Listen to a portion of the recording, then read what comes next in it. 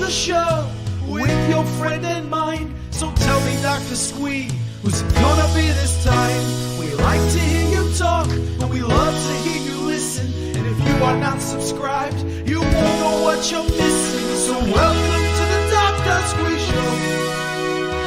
Welcome to the Dr. Squee Show. Welcome to the Dr. Squee Show. Headphones up. Here we go.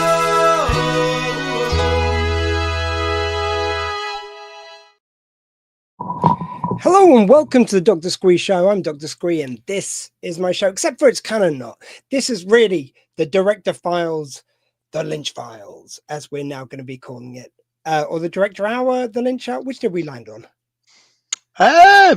One or t'other. Which one do you like? I think the Director Files, then the insert name of Director Hour. I think that works. That's better. I like that. It's that's the yeah. See, this is the collaboration at work here. Anyway, we're here at the one of the less dollied up function rooms at the Great Northern Hotel. I'm Squee. This is Jim, and you're here watching the Lynch Hour. I thought we'd just go a bit like more loosey goosey, a bit less formal with this one. We just Squee and Jim.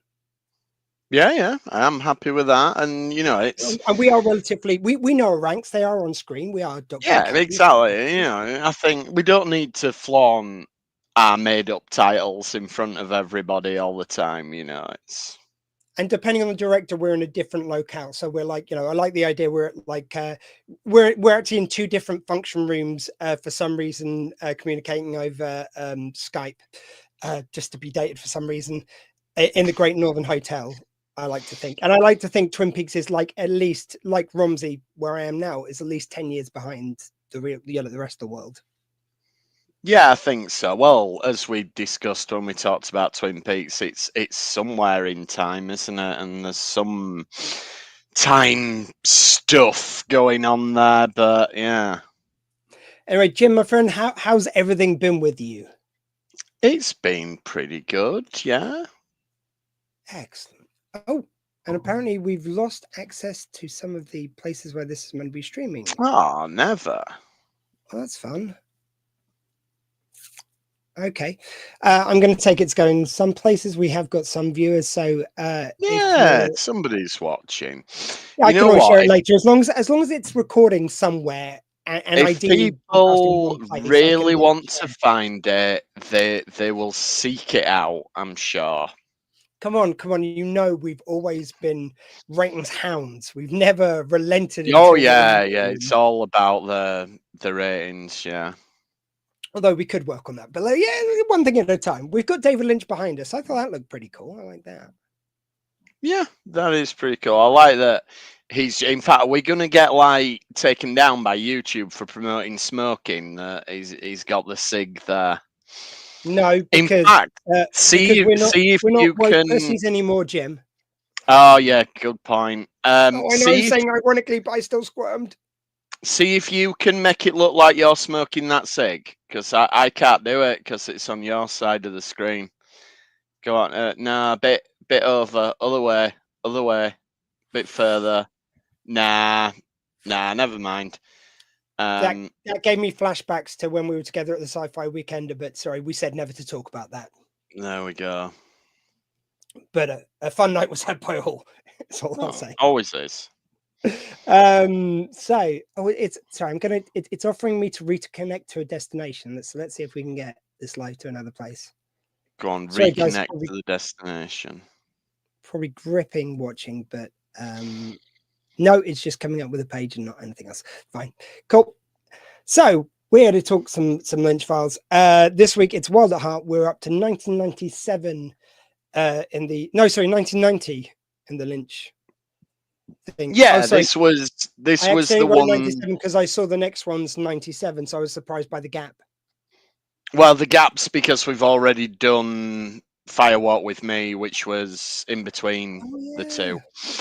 But yeah, so this is when he pissed off in the middle of season 2 of Twin Peaks and he made this film.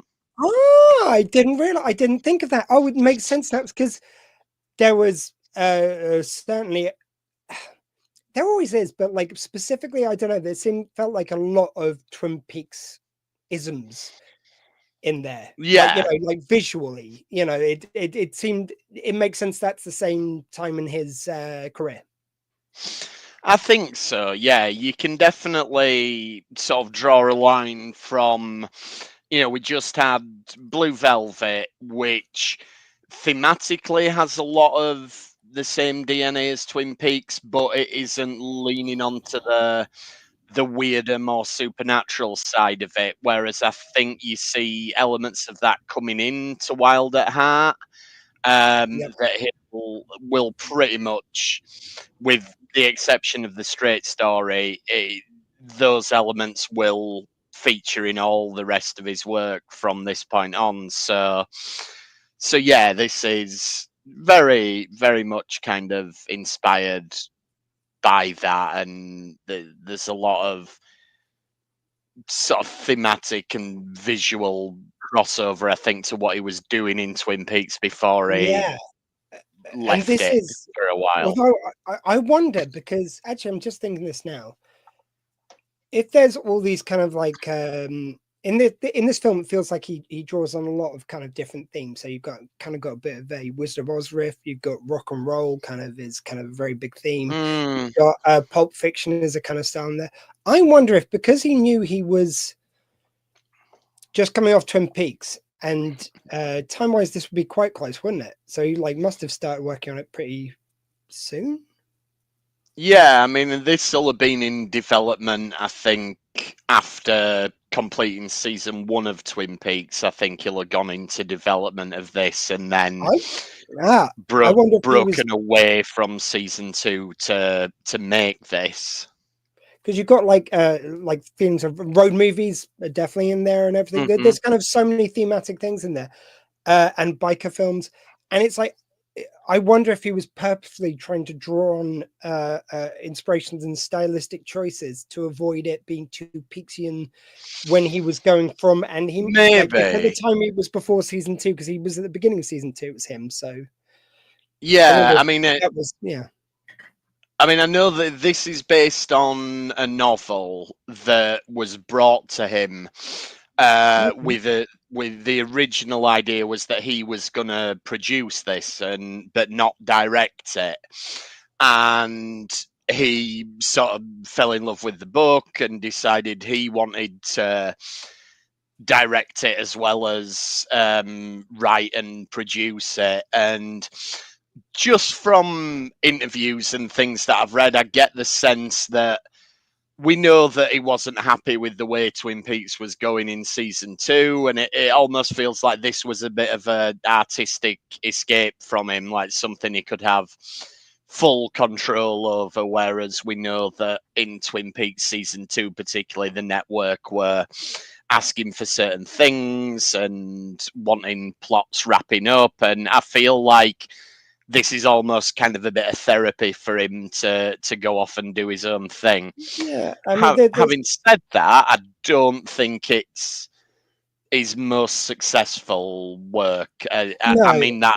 I mean that from an artistic standpoint. Now, it did do well critically. It did very well. It won the Palme d'Or at Cannes, and I think it did modestly at the box office. So yeah, I just wonder. I mean, I'm just thinking of all that kind of, and just thinking of the place that he was in going into this. Because just as I say, even though he draws on maybe some cinema themes from the past, usually it's kind of pure Lynch, baby. Like there's not a lot of kind of like, oh, that seems very reminiscent of it. It just feels very Lynchian most of the time his work, even if they're different to one another. He's got a very distinct style, and this one, even though you can see his style in it, as I say, there's a lot of kind of things of the time and not the time of kind of and things he's brought in which seem, yeah, I wonder, it's like if you want to just have something fun because it's got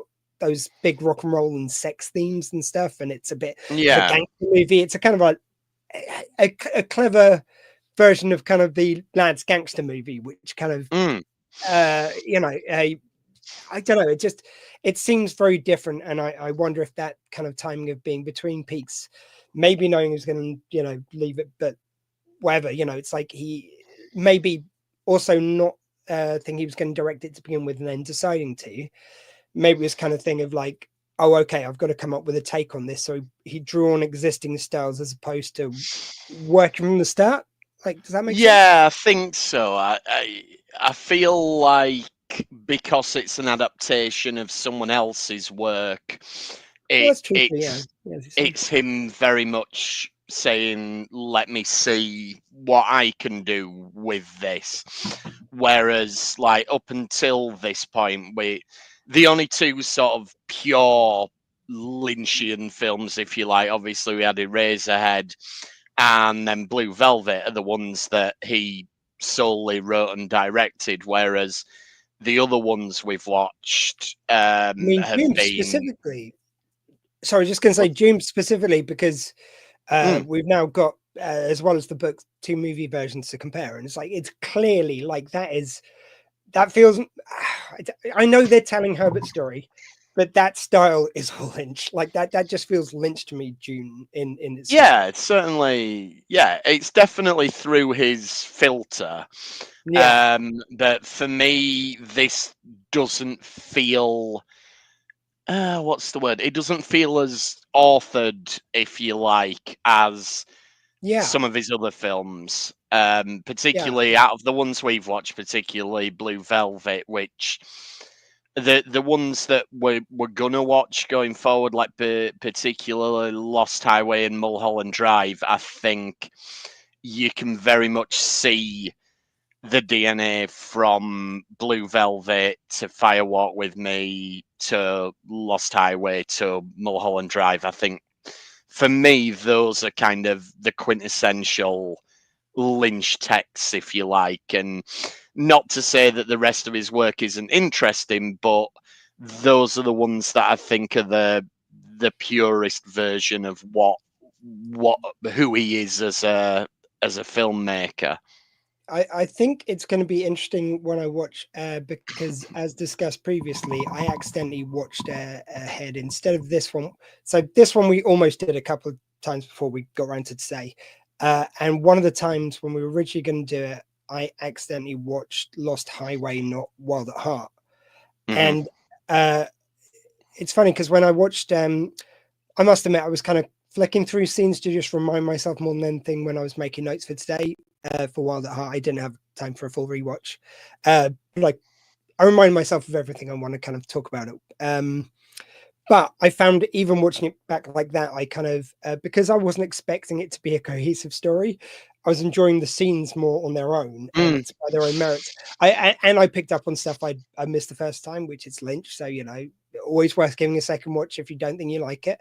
And I wonder if that will happen with Lost Highway, because when I first watched that just didn't click with me, and maybe it was just watching it in the wrong moment because your mood can affect how you take a film.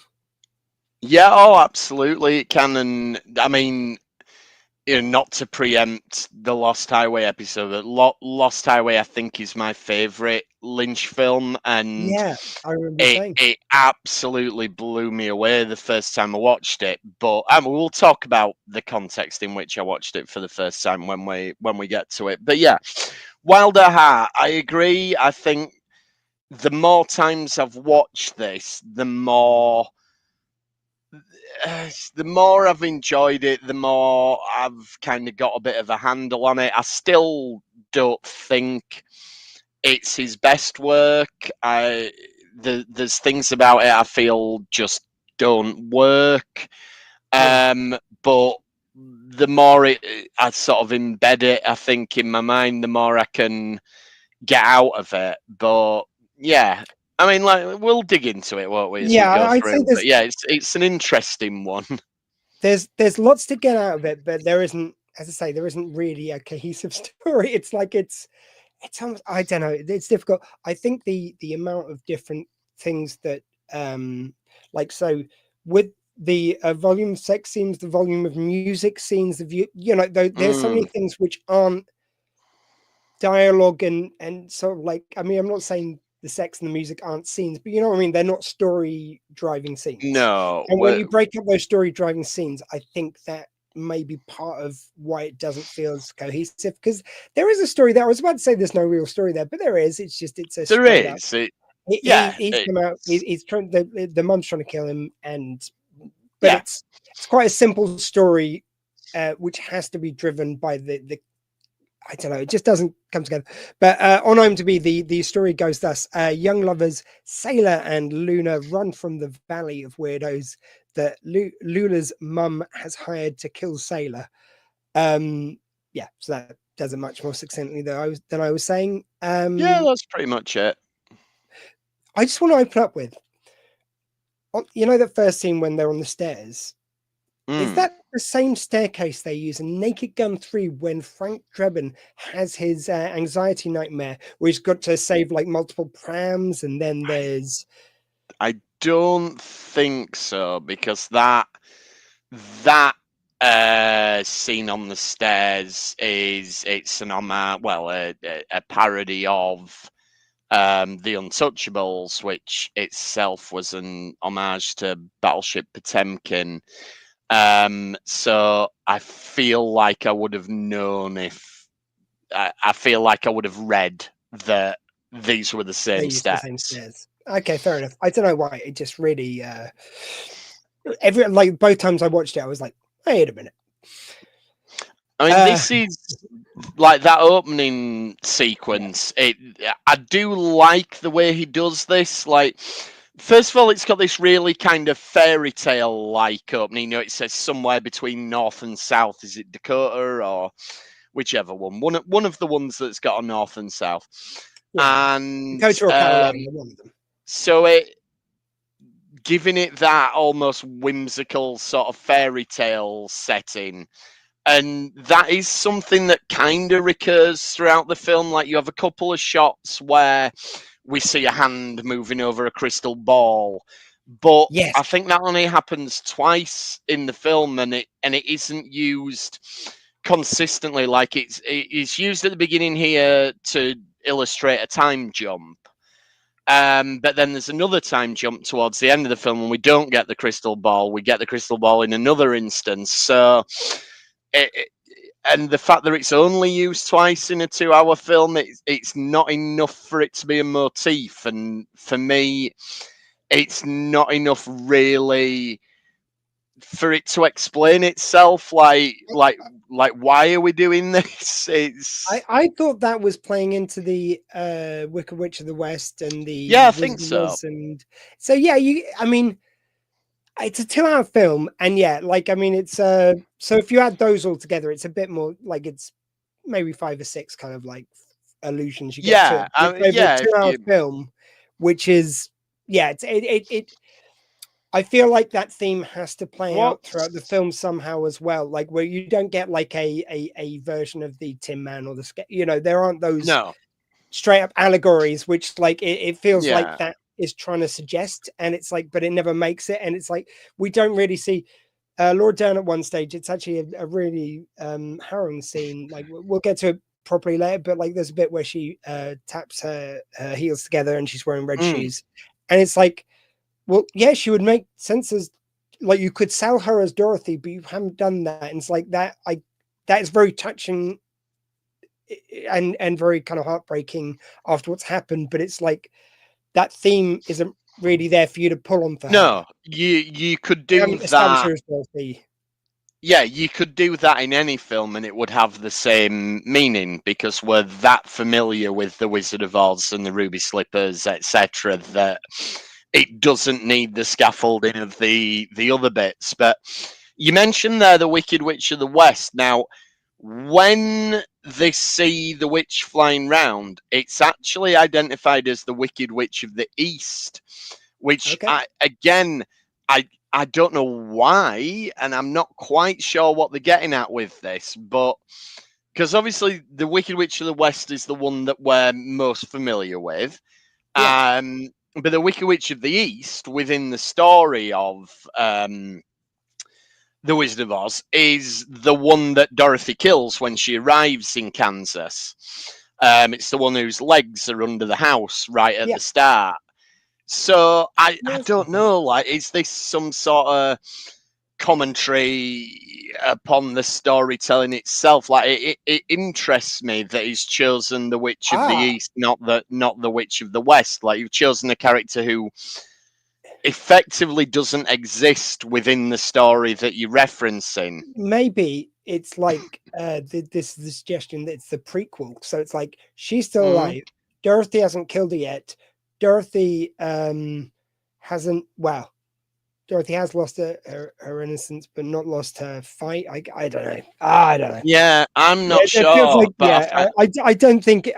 At the end of the day, yeah, like you say, I don't think the theme is pushed enough to work. It's like no, it it's could do. There's no reason not to do it, but it's like do it then. yeah, it's other than it's a bit of a fairy tale. There isn't a lot there. I mean, I was Going back gonna to say, that, just on the very open, I just like because you were saying about how kind of bold the opening is, and that's what I got from this. Like Cage wails on a guy, smokes a cig, then points defiantly of the mum of Laura Dern, who he may have fucked. Blood, very fake choice, because I think the redness of the blood is definitely a choice to the like this is a very large, very rock and roll kind of movie, and that blood's so red. It's definitely not well, realistic blood, and I think Lynch, even though I don't think it's particularly known for the most realistic blood, he's not. It doesn't usually look this like that stick out was fake. that was often a way of getting around the censors, though, was to have blood that's His other work doesn't that's look like that, does it? Sorry. no, but this film got a lot of stick for the level of violence in it. And so I'm guessing here. I don't know, but it wouldn't surprise me if there'd been a bit of color correction after the fact on the blood to make it look like that, to try and get it by the censors, because I know that they asked for cuts to be made to it, so it could be a degree of that. I don't know.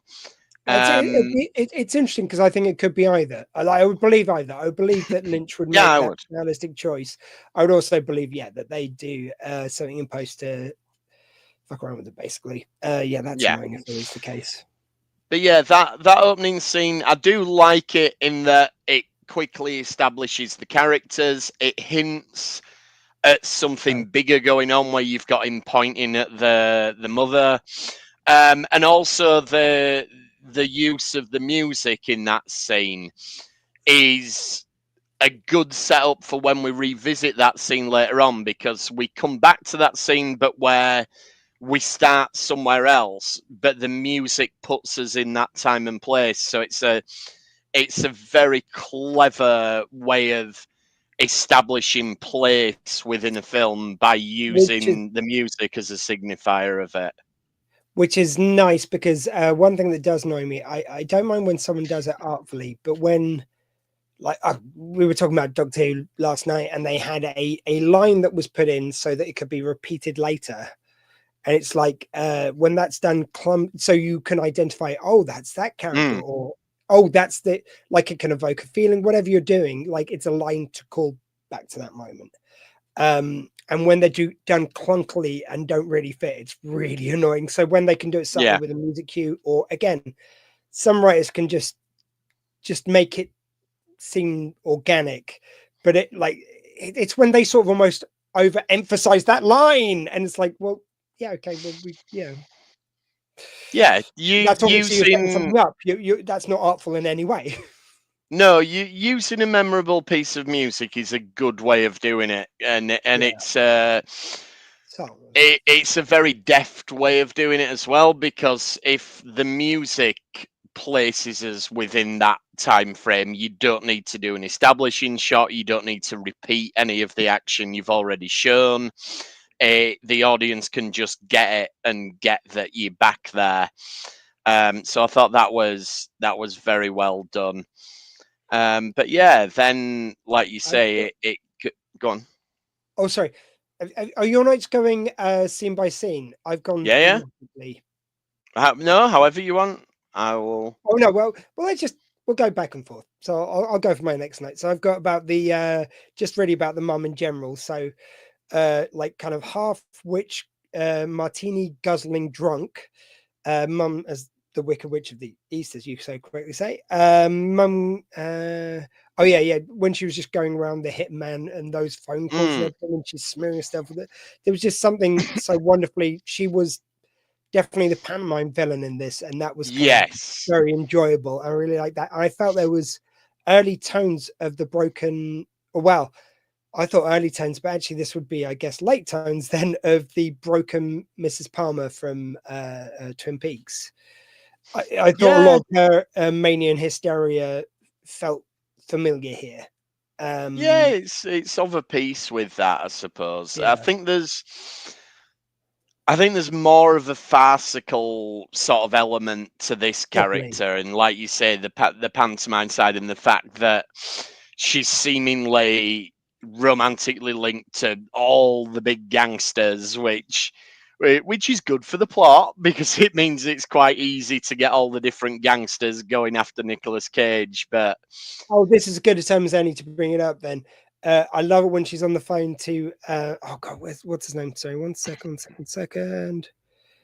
William Morgan Shepherd, which is Thingy Shepherd, Mark Shepherd, actors. Dad. They played 2 ages of the same character in Doctor Who, which was really super fun. Yeah, that was cool. Also, I will never forget him as the Klingon guard on Horo Penteta in Star Trek 6. I just love the fact that he's there on the loo with a topless woman dancing with him while he takes a shit. This guy is powerful. It was like, how do we very, very, very quickly show that this guy, like, just everyone bends to his will? Having a shit while a naked woman dances for him? Yep, that'll do it. Can we have him just wipe his ass with 20s as well? No, too far? Okay, fair enough. We're definitely in David Lynch is, hey, I like tits, period. Like, it's... I think there is also, again, I think that's very kind of pulp style to have those kind of very large images of a gangster. And that's, certainly what he's going for here. Yeah, definitely. And there is again like a heightened thing to this whole gangster world. Like they've got big silver dollars that they use for transactions. It's almost like John Wick sort of thing going on with that. So yeah, it isn't going for realism, I don't think, but then there are quite graphic scenes of violence, which do ground it a lot. So tonally, it's very kind of all over the place, which maybe that's why this one doesn't connect with me as much, because I think with all Lynch's other work, regardless of whether you're comprehending the plot or even if the tone is, because it can shift from comedy to drama and horror, and but I think rather than tone, there's a mood to his other works which is sustained throughout, whereas this I don't feel that. This feels more disjointed, I think, than his other films. What you were saying before about the kind of music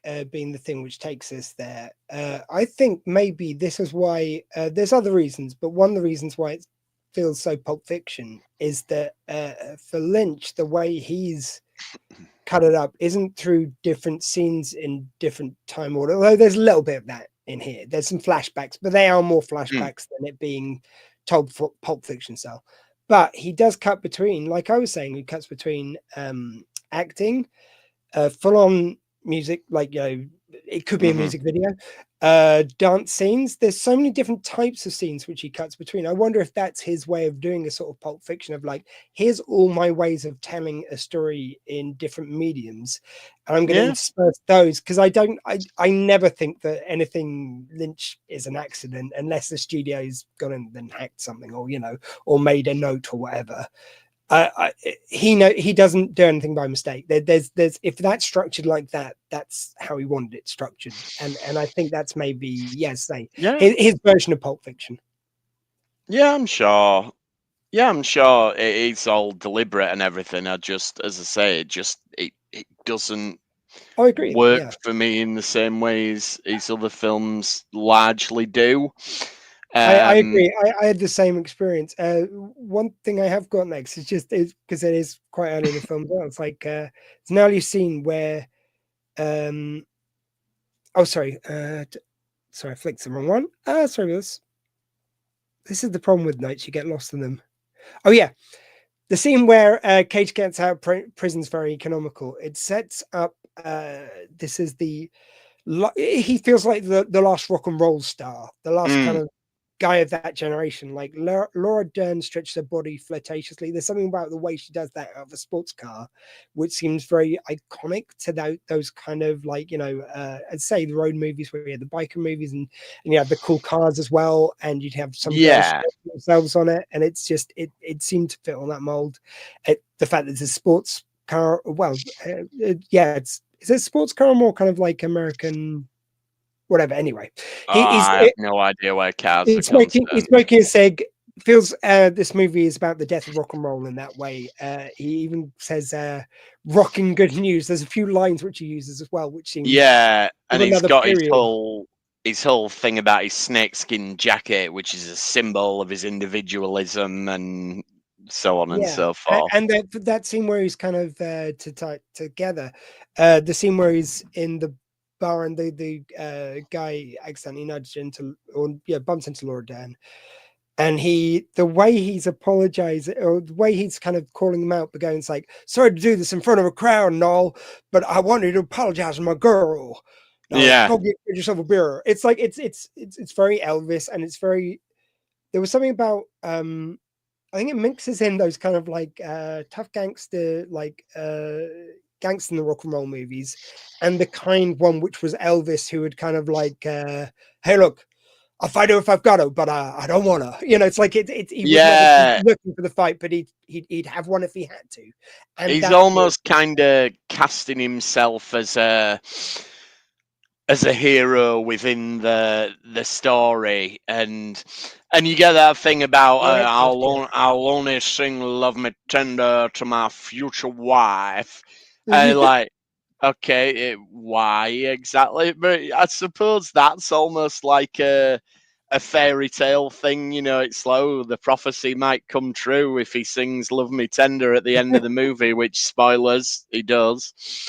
So I quite like stuff like that. I do think I think I'd have liked it more if it had gone all out with the fantasy elements of it and just made it more of a fairy tale heroic quest kind of film. That might work nicely, and I like the idea of kind of like a Wizard of Oz against a rock and roll road movie. There's got to be a better way of describing it. Those 50s movies though, where it's like young kids and they're into sort of rebel without cause kind of territory. You had some bikes, you had those kind of old style cars and everything. Yeah, and they had that rock and roll iconography, which is used so much here.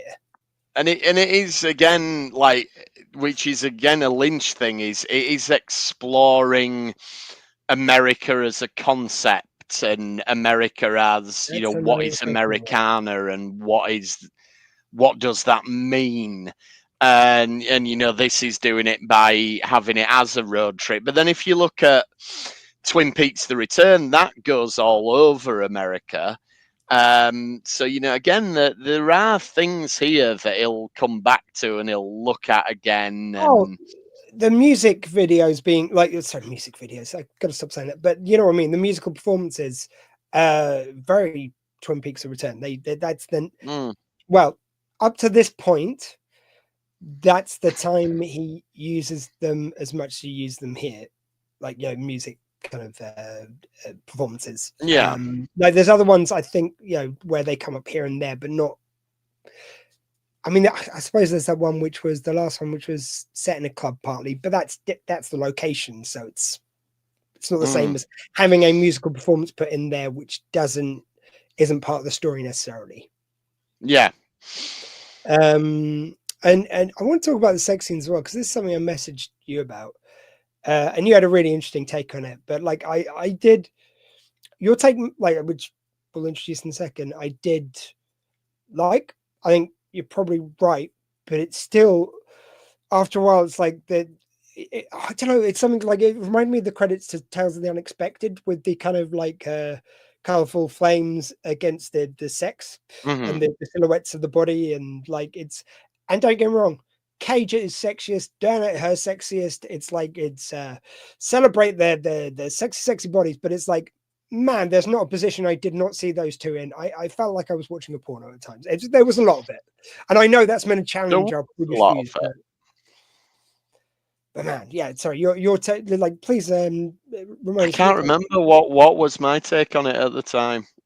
It was kind of that of like that he wanted to challenge our kind of views of like sexuality. That it's like, why shouldn't you feature this as much as anything else? Like, you probably described it better, but it was basically that Yeah, I think that is a thing that he's got, that he's not afraid to show sex quite graphically, particularly for the time. I mean, you know, you can get away with a lot more in cinema now, but you know, yeah, I think it's that thing that he likes to make audiences feel awkward sometimes, and watching a sex scene as a communal experience, as one would do in a cinema, can feel very awkward, because, you know, without getting too graphic, if most of us are watching sex scenes, we're probably doing so on our own for a very particular reason. And yeah, I think to find out how it works, because we're watching an instructional of video course, on our wedding night, just before we but sing "Love Me Tender."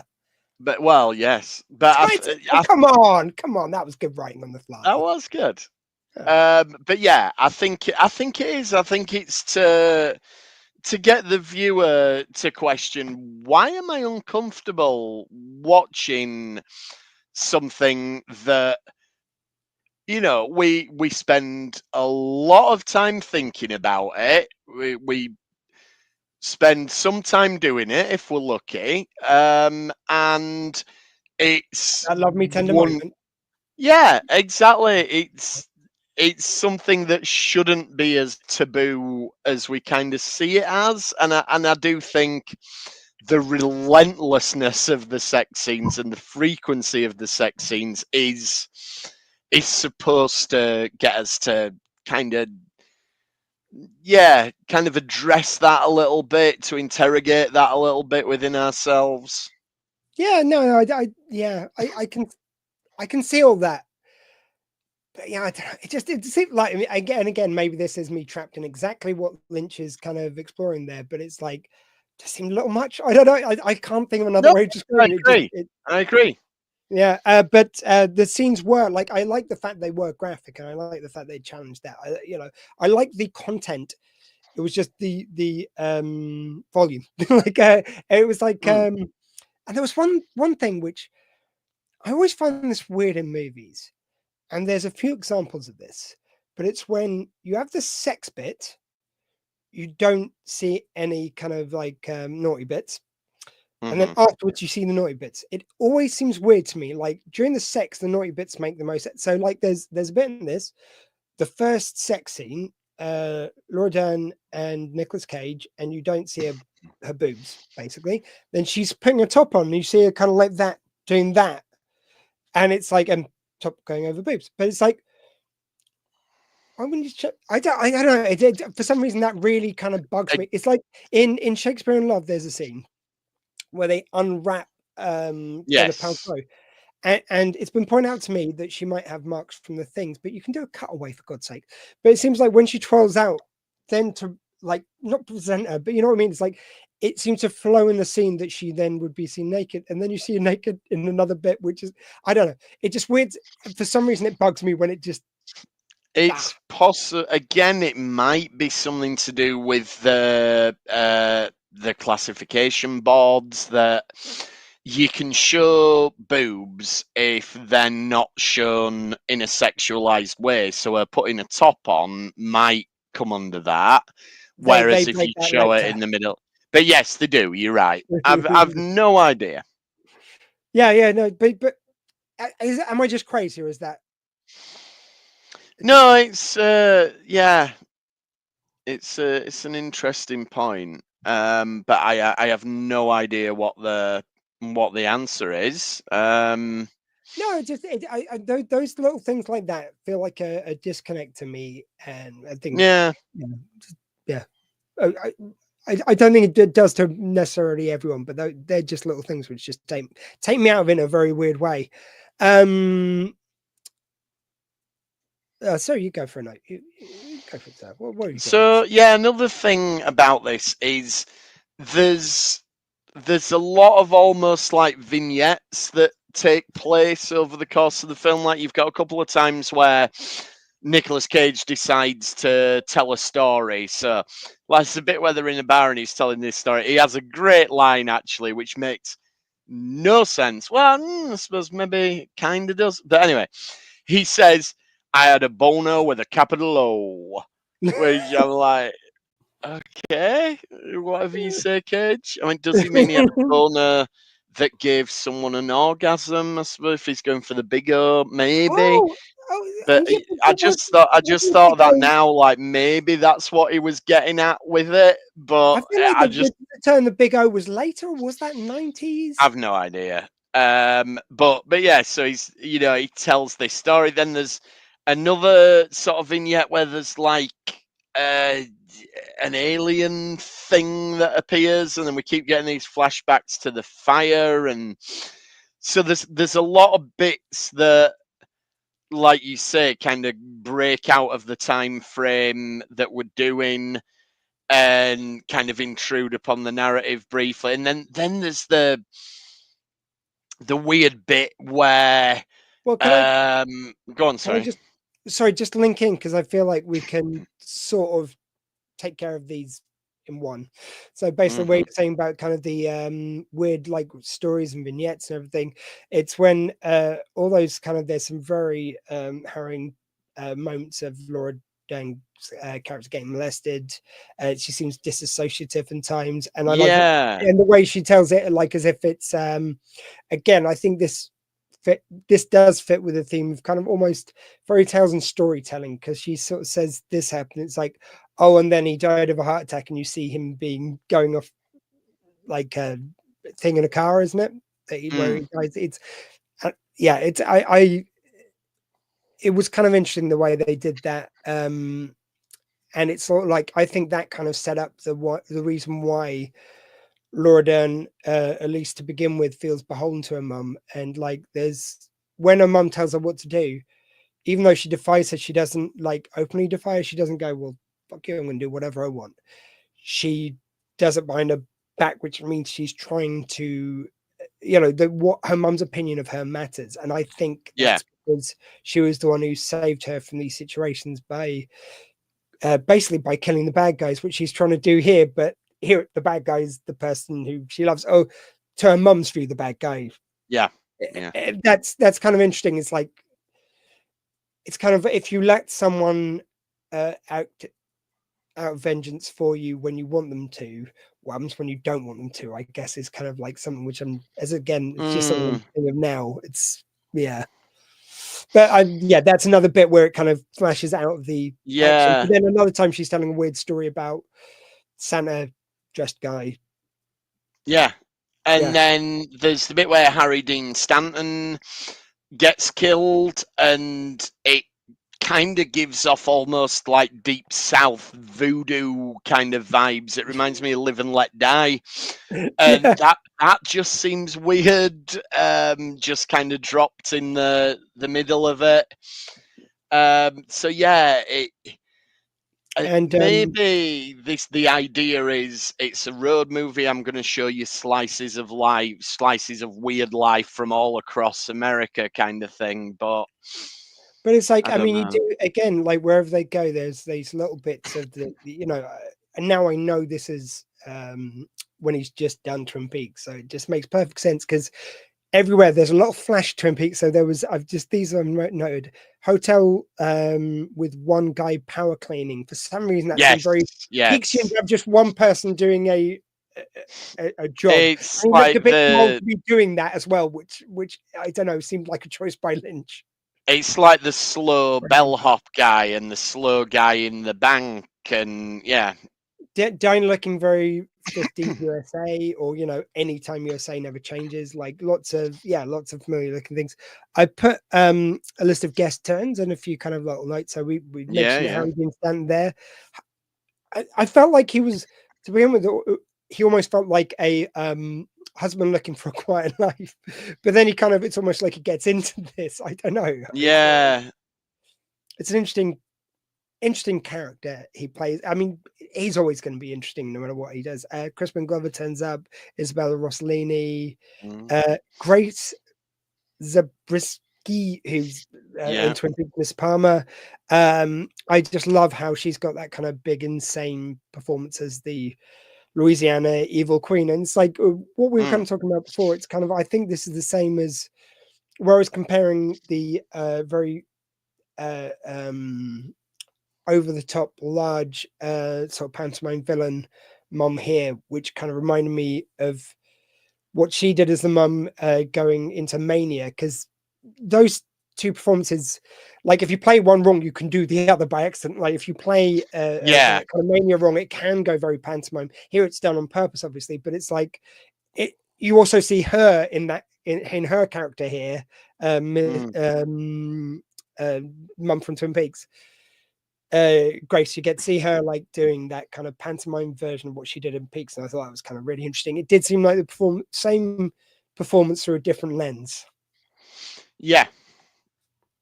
which I really loved. Jack Nance, as always, a very quirky and interesting performance. Just very enjoyable. I haven't got very much more to say about it. Very sort of dreamlike his sequence. Very strange. More Twin Peaks alum. Cheryl Lynn Fenn, sorry. Audrey from Twin Peaks. The music where she comes in sounds quite like Peaks. I don't know if you noticed that. I think to me, that sequence almost feels like sort of a mini David Lynch film within a film, like, because if he does have a thing that recurs, it's a girl in trouble is kind of one of his main themes, and it's actually the tagline for his last film, Inland Empire.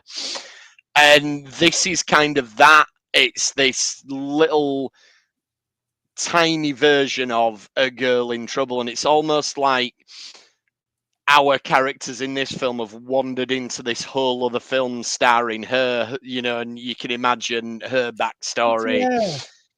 And she's been on like, thank you. I didn't. Thanks. She's probably had an utterly horrific life, and it's all led to this moment, and then our characters kind of wander into it and wander out of it again. I mean, you could write her Rosencrantz and Guildenstern. And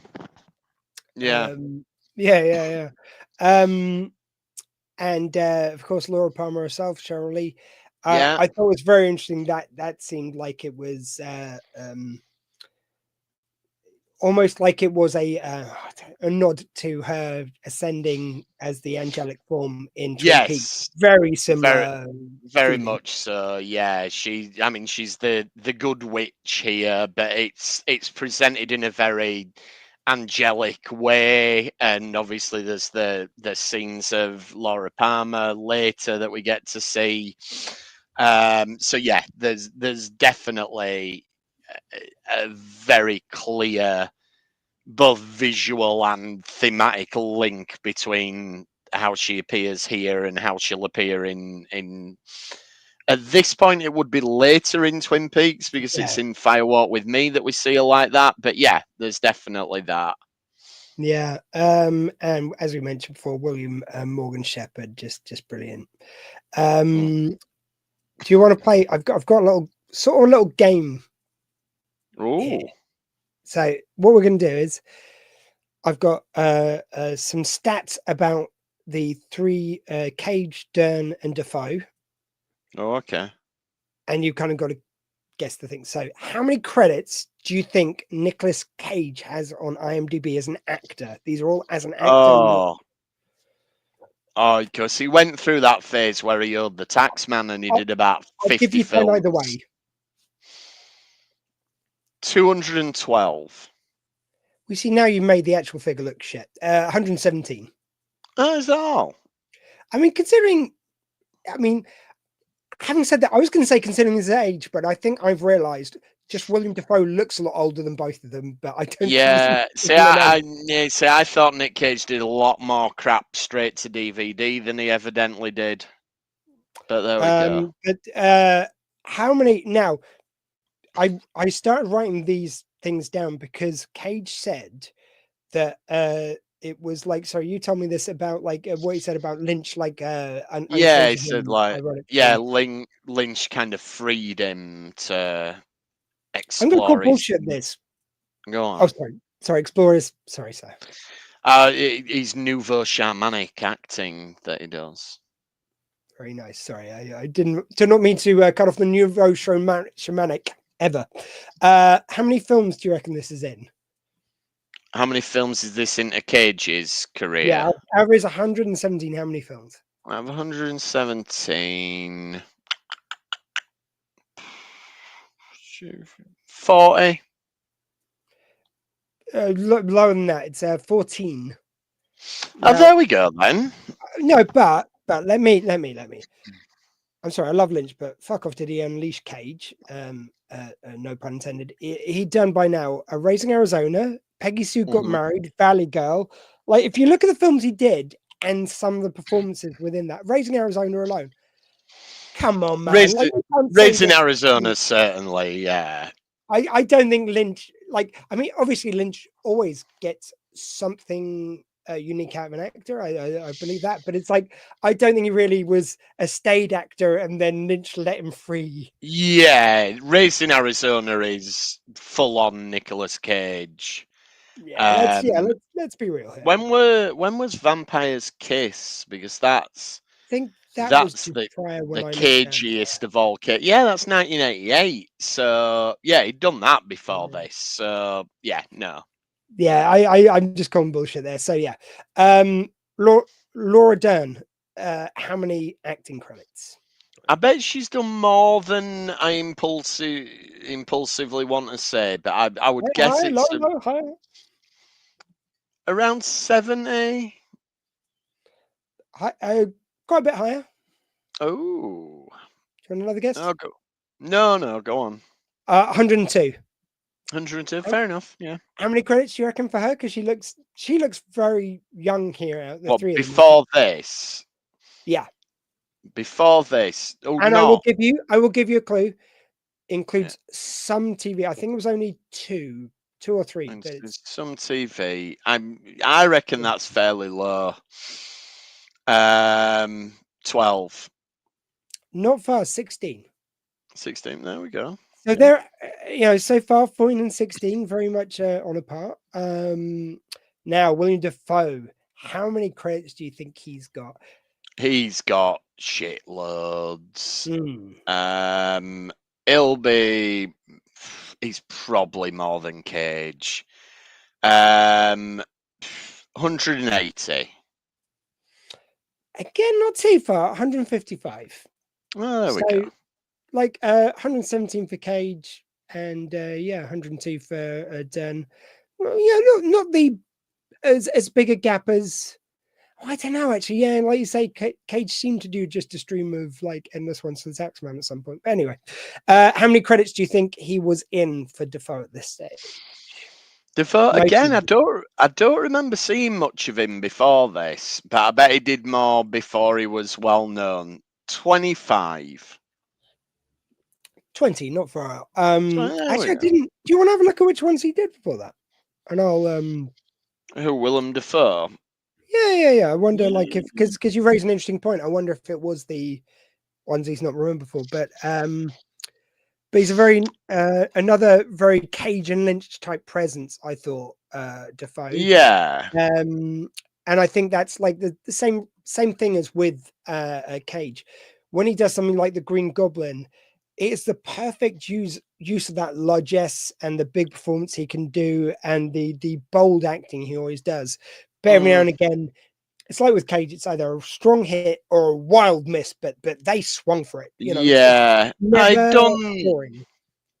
He'd done quite a few of his famous ones. So he'd done Platoon, Last Temptation of Christ, Mississippi Burning, Born on the 4th of July. So yeah, he'd done some. He got a lot of hits out young. And then obviously, 7 years after this, he peaked with Speed 2 Cruise Control. Oh, of course, the peak of cinema already. Absolutely. But I feel like also, I mean, it's perfect for this unhinged, coked up mob boss. Yeah. And it's like, it's the unhingedness, which is perfect, because you get those scenes which are almost, if it wasn't for everything surrounding it, those scenes would almost be cartoon-like. But then you've got scenes like he's there with Laura Dern, and he basically just, it's another thing of Lynch playing with kind of the dynamics of sex and how women, that's and how they can reclaim the power of sex. Because it's like, it's kind of interesting. He doesn't go down the usual route of like, I think, especially male directors and writers sometimes fall into the trap of making them on a victim after assault, whereas Lynch, in some of his work, plays on the theme of women using sex as their power over that kind of evil. So like Laura Palmer uses it against men. Like it's almost like a because she's choosing to do it, it takes the power away from Bob and thusly away from men like Bob. And it's kind of it's really interesting. And I feel like kind of that's playing out here, because he really, like, you just see any power control agency going away from her. And the fact that he laughs at the end, I just want to punch his lights out in that moment. Yeah, like, that's a horrible, horrible scene. Yeah. But like, again, you see, like when she's with Nicolas Cage, it's not the same act. It may both be sex, but they're not in the same. Yeah, absolutely. World. And it's like, it's very. I think it's very bold to take that stance, to be very brave like that, and like, because if you get that wrong, it can seem like something else. It can seem you know, you don't care, or you're kind of like, oh, the woman doesn't care that's happened. No, of course they do. It's like, because Lynch is able to bring it out that they're taking the control back. But if you don't play that exactly right, I'm glad he does that. And but that's horrific, that scene. Yeah, yes, it is. Yeah. And she knocks her red shoes together, as we mentioned earlier. But and again, like, yeah, as much as it kind of like they need to build that theme up, I will say that that is when she taps the red shoes together is still very effective. Yeah, it is. And as I said, that even divorced from the other Wizard of Oz things, that's something that's very universally recognized as she wants to escape. She wants to get out of there. She wants to break from reality effectively. And this is something that we see with this character. Like earlier in the film, I think it's when they find Cheryl. What's she called? Cheryl Lynn. I keep forgetting her name. There's Cheryl Lee, who's thing. Cheryl Lynn Finn. When they find their her, names are kind of slightly similar. Cheryl Lee and Cheryl Lynn Finn. So when they find her, and Laura Dern's character kind of gets overwhelmed, and the way she copes with it is by turning the rock music right up, and it's kind of like she's escaping into the music, whereas in this scene she's literally wanting to go home. You know, that's what the ruby slippers symbolize. You know, there's no place like home. She's wanting to get whisked away. So yeah, really, really, really powerful, really hard hitting sequence. Yeah. Yeah, and that's why I want, like, I think we're on the same page. That it's like, I want a new way of saying this, but it's like there is never a moment of a Lynch film where there isn't something interesting happening on screen. It's just so No, true. absolutely. And this is every scene is interesting, just doesn't Mm. hold up as a overall thing for me and for yourself. It sounds like, and just because we've been mentioning about the music, I also love the Blue Hotel. I'm going to assume written for this. I meant to look it up. Yeah, I would Timing assume so seems to too. work, but it's perfect in this. That has got all those kind of like obviously. I'm going to forget his name now. Curtis Tiger, is it? Who does this song? Blue Hotel.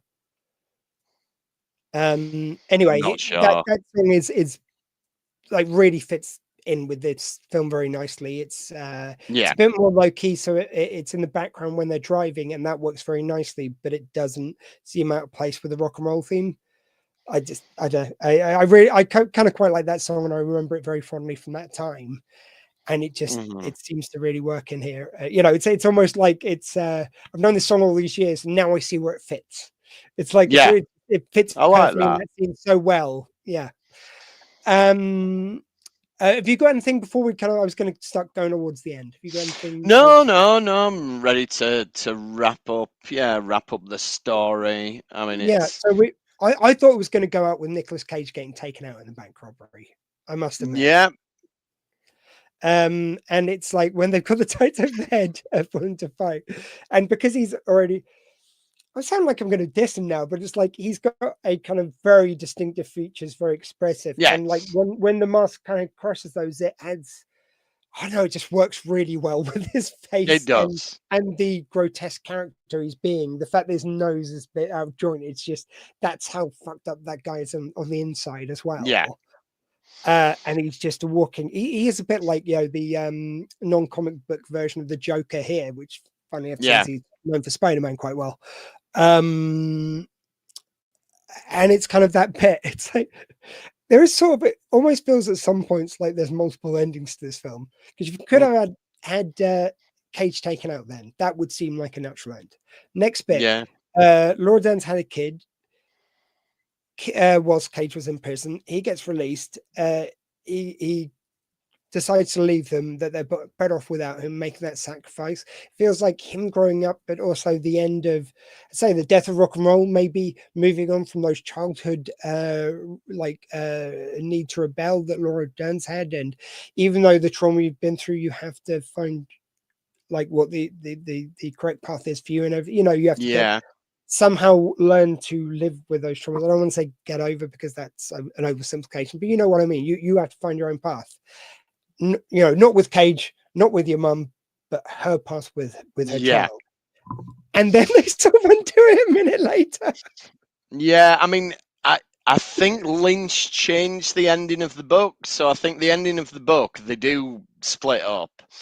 But Lynch wanted the fairy tale ending, and The happy ending. yeah, I do feel like the ending feels really protracted after the bank sequence. It feels like, oh, we're still going. Oh, okay, right, okay, we're still going. Right, we're still I mean, going. you could even have after they split up, like because he starts walking, you see those other guys gathering around. Again, I thought they were going to take him out. It just felt like he makes the sacrifice just to get killed. Like that And would have been so bittersweet. If they just and just I know it was the 90s, but just completely random homophobic slurs in this scene for oh absolutely no reason. Like yeah, I'm what? not going to say the word, but like what do you gay slur beginning with F want?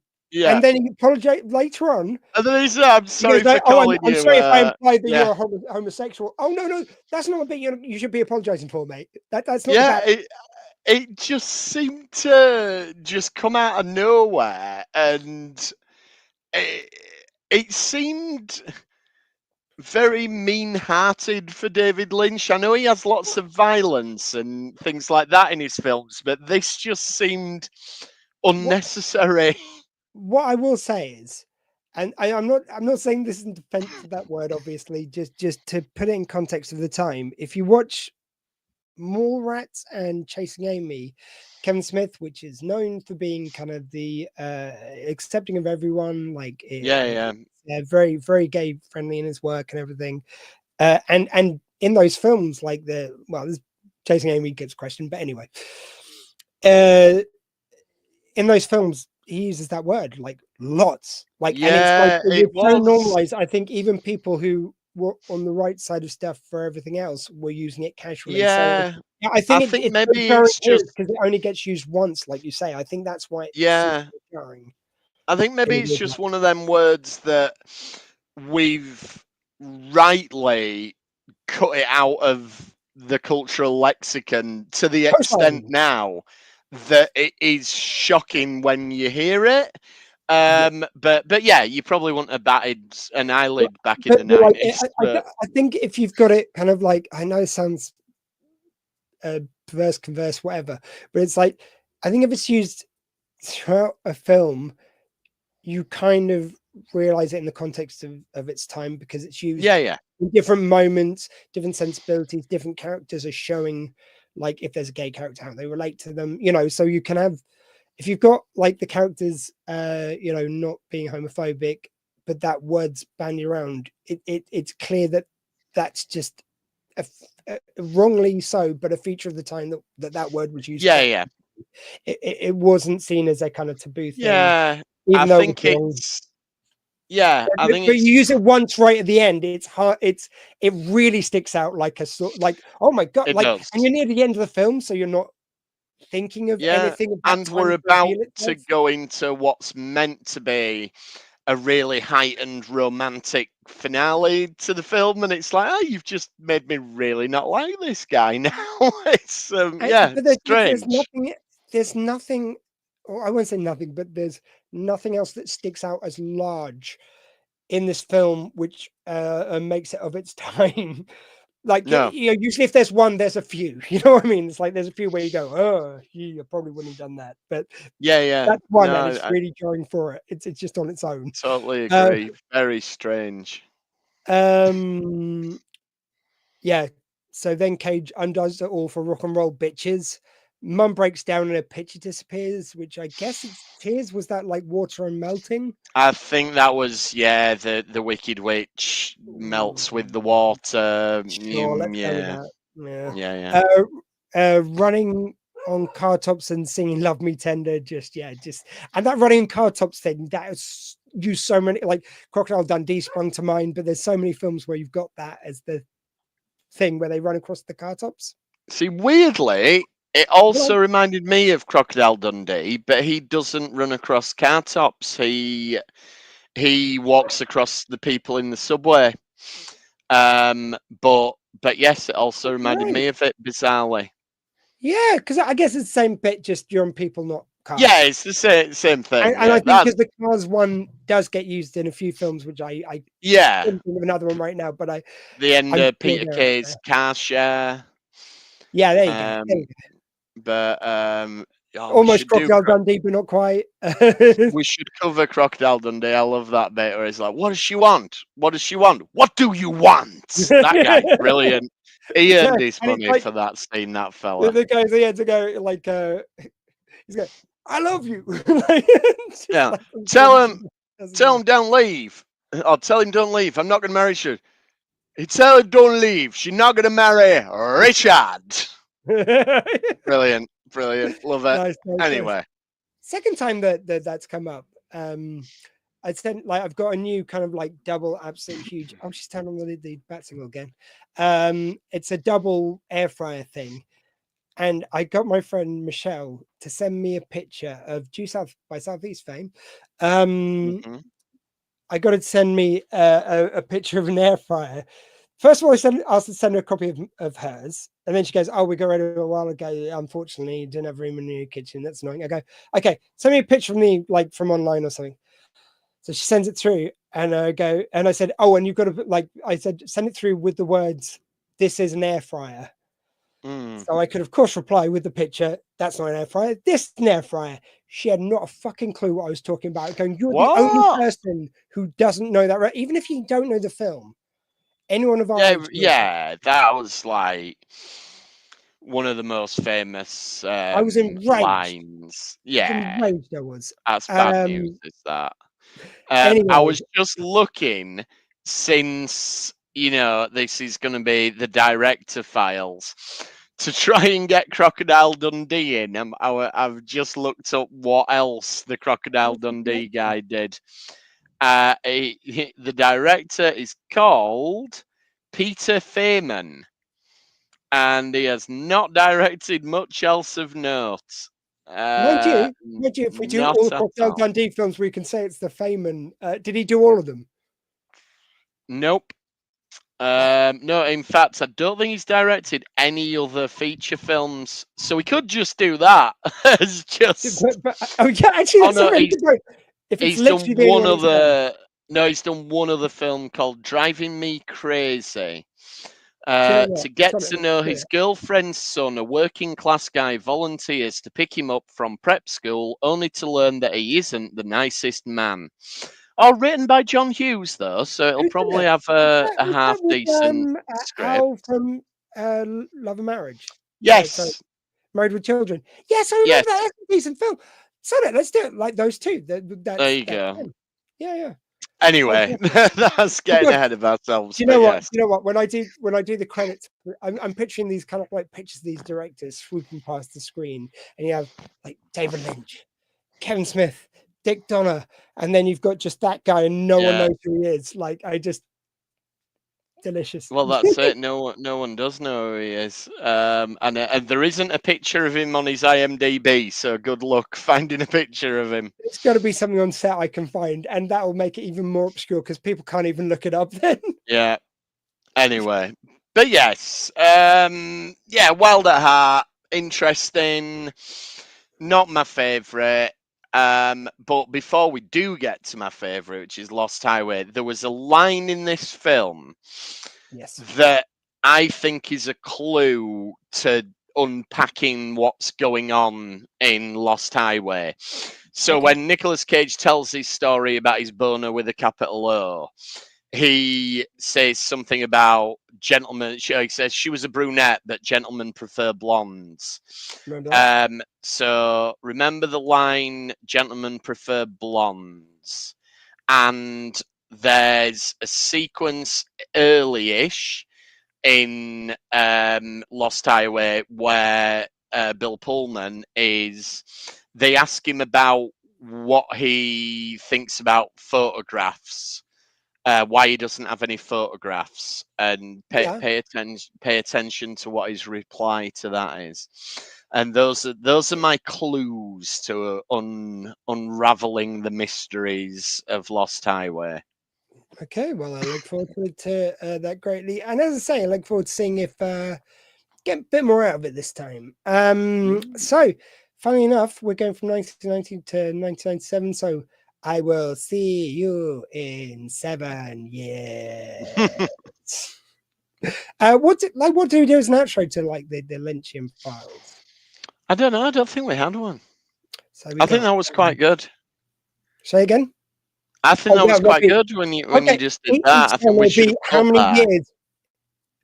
Okay, well, for all the Lynch ones, it'll be I'll see you in however many years until the next one. Okay. And then we'll come up with something either more regular or something per director. So yeah. So for me, Squee, from him, Jim. See you in 7.